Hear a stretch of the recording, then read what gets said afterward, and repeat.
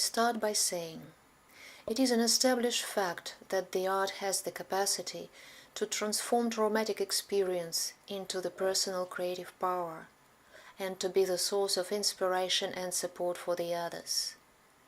The works of literature, for example, created by military veterans, helped them as much as they helped their readers. They found new purpose.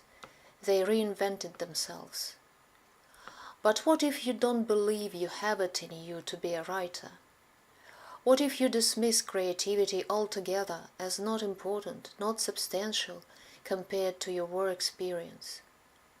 I ask myself, what stops us from trusting that we can create and that it might work? The answer came unexpectedly in the form of a personal stumble block. I realized that we tend to dislike ourselves, and we do it with passion. That in turn stops us from believing that we can write, paint, or act, or that these other endeavors worth pursuing. If this is true for me, what about the relentless self-punishment and self-hatred that I found to be so common in the military veterans, young and old?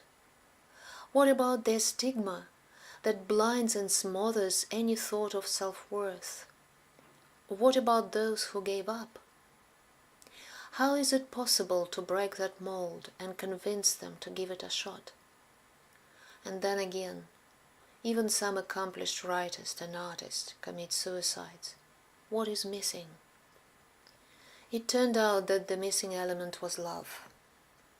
I would have never thought that I will venture in this direction and would seriously examine the nature of love, especially self-love, in my thesis.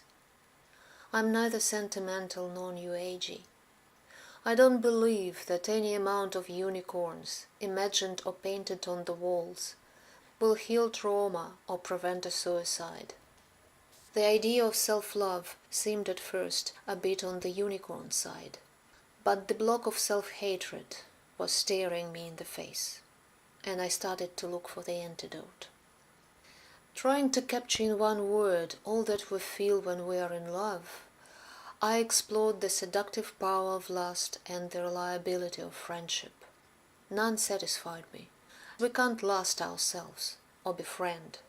Hitting my elbows on the binaries of lust and friendship, I asked again, what do we do, feel, or experience when we love?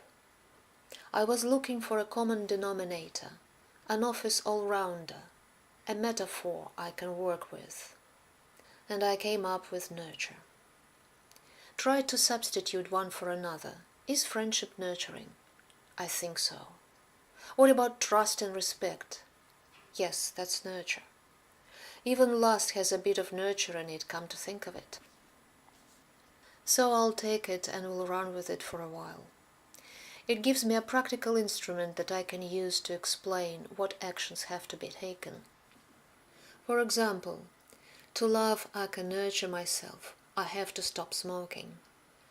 As soon as I realized it, I lost any desire to lit another cigarette.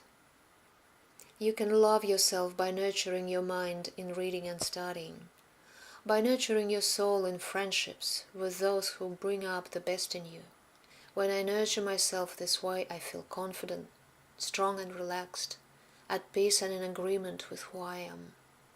I think it is a good enough mold breaker. I am back to square one, and I am designing the arts-based program for the military veterans that will incorporate training in love. I don't know what it would be like. It is yet to be discovered. But if I'll manage to provide the veterans with a platform that will facilitate both creativity and nurture, I would bet my bottom dollar that it might work.